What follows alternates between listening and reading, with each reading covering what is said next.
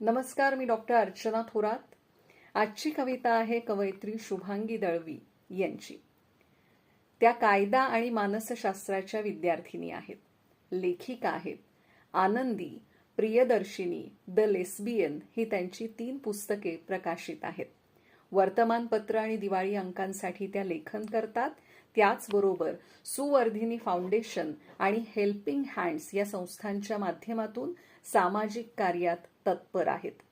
त्यांची आई ही कविता घेऊन मी आपल्या भेटीला आली आहे.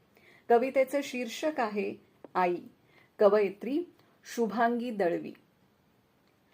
खूपदा वाटतं गच्च मारावी मिठी, खूपदा वाटतं गच्च मारावी मिठी आणि फिरवावा तुझ्या तोंडावरून तुझ्यासारखाच मायेचा हात. टचकन भरणारे तुझे डोळे तसेच वाहू द्यावेत.